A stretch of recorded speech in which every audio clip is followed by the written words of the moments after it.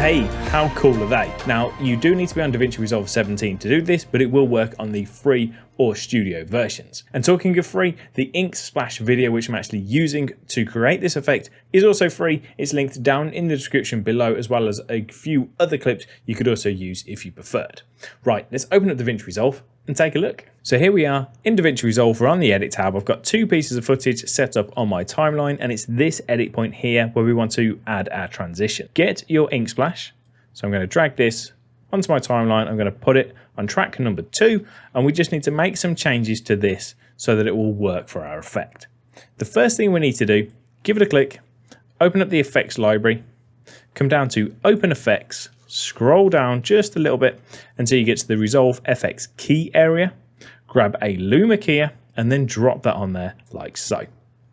Still with that selected, open up the inspector, go to the effects tab, expand Luma key if it's closed, and then just make sure that in the controls you've got this little icon selected like so. Underneath your preview window there's a little drop down, use the little drop down, select open effects overlay, and then using your mouse, all you need to do is just click within this black area in the middle.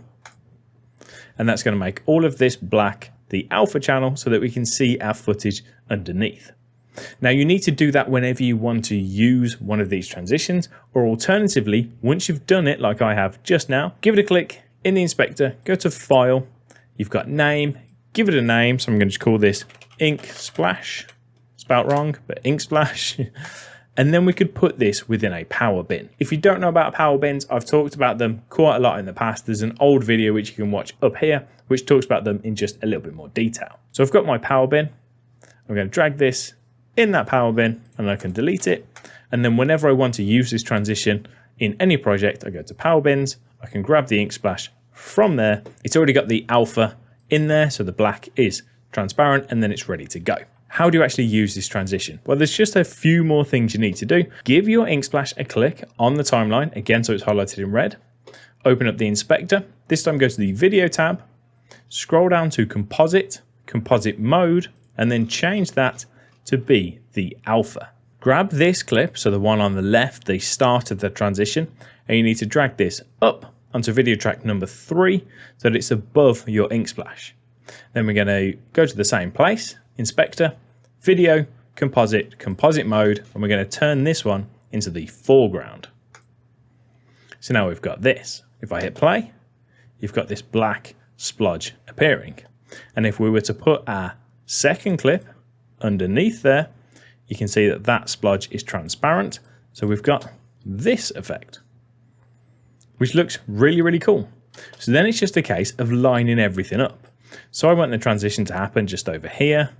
So I'm going to bring this over, and if we hit play from there, it's going to do something like that, which is starting to look pretty cool. Now you'll notice with this ink splash, it doesn't fully fill the screen, so it doesn't quite work as a transition. But it's actually really easy to fix, because all we're going to do at this point here, I want this to have filled the screen, so I'm going to give it a click. Still within the inspector, I'm going to zoom that in so that it fully fills the screen, like so. And if we just go back and hit play, it looks like that. It looks really, really cool. Now I'm just going to show you another real quick example, but we're going to fly through it super fast. This one here is pink and white. So you don't need to use black and white. You can use whatever colors you like. So I'm going to grab the Luma key again. We'll drop that on. Effects. We've got the option selected. We're on open effect. The white is more consistent, so I'm going to click on the white, like so. We're going to drag this clip up.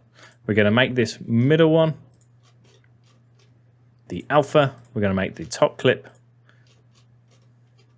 the foreground, slide everything into place, and now we've got this really cool transition. But you'll notice that it's the wrong way around. But don't worry, that's easy to solve. Rather than making this middle one the alpha, instead make it the inverted alpha. So now if we just hit play, you'll notice it's the pink or the purple in the middle, which is the alpha channel, revealing everything underneath. And we've got ourselves a really quick, easy, simple, but dope looking transition. And that's it. It's as easy as that. Thumbs up if you liked it, comments down below, and subscribe if you're new here and you did enjoy this video. Thanks for watching. I'll catch you next time.